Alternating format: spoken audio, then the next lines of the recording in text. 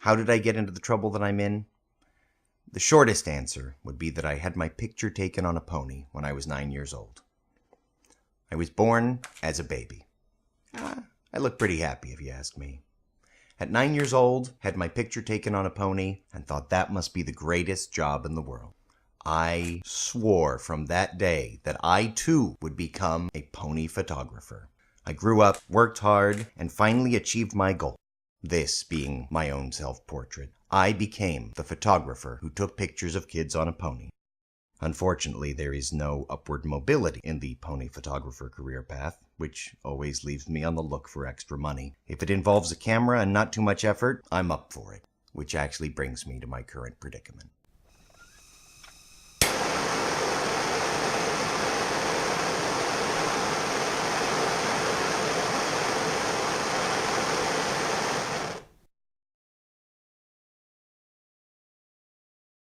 This gentleman is named Francis Assisi Goodman, but he prefers to be called Frank, and it's recommended that you call him Frank.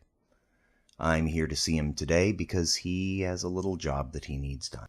He has money to pay for a photographer who can be discreet and photograph what he needs photographed. He's not exactly the nicest guy, but you get money where you can find money.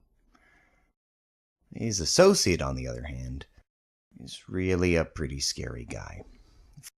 Frank tells me that what he needs me to do is wait at a specific location, take a picture of a silver Mercedes, and photograph everyone and anyone who may be inside the car.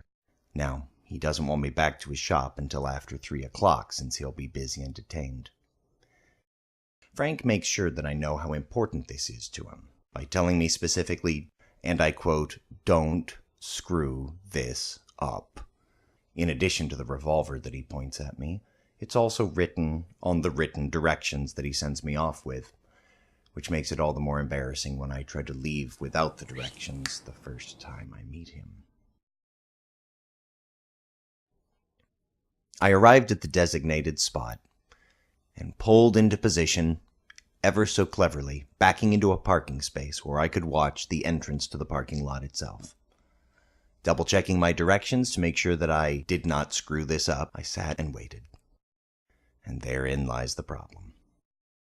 When you're photographing kids on a pony, the kids are there, you're there, the pony's there. There's no waiting. There's no sitting by yourself thinking, I'll just close my eyes for a second. And that's when she appears. I lift my head to find a beautiful woman standing at my window. She says her name is Gracie, and her smile makes the entire day light up. She climbs in the car, and I can't believe my good luck. A beautiful woman who wants to spend time talking to me. It is absolutely a dream come true. She asks for my phone number. I, in a moment of panic, ask her to grab the directions sitting on the dash as I dig for a pencil. I had never wanted a pencil so badly in my entire life. I write my number down, feeling lucky that I can remember my phone number, much less my own name. She kisses me on the cheek. A woman like this, to want to talk to me, sit with me, to have my number, and then she's gone. You know, sometimes even a schmo like me can feel like he's winning. Not so bad. Not so bad at all. After enough waiting and no silver Mercedes, I decided it was time to get back to Frank. I was being fashionably late, but didn't want to make him wait any longer than you make a man like Frank wait. If I knew then what I know now, I would have just kept driving. I got back to the shop to find Frank visibly agitated. I explained that I hadn't seen the Mercedes and didn't have any pictures. They didn't seem terribly happy about that. I expressed that I didn't understand exactly what was going on, and that's when Frank enlightened me to a few things. Near as I can figure, here's what happened. The Mercedes was parked behind me all along.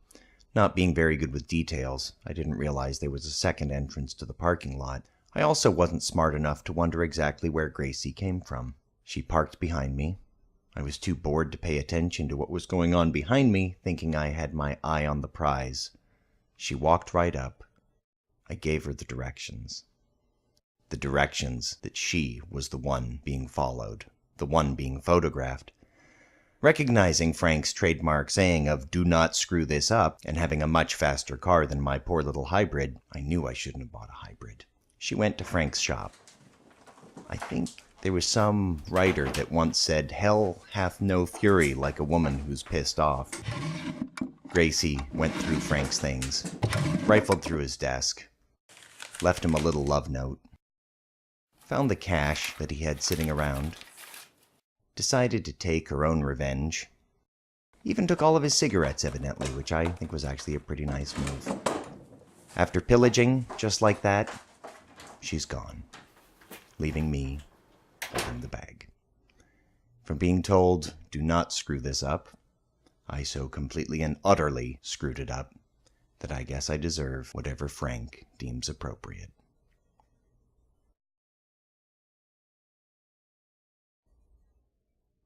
I should have stuck with pictures of kids on a pony.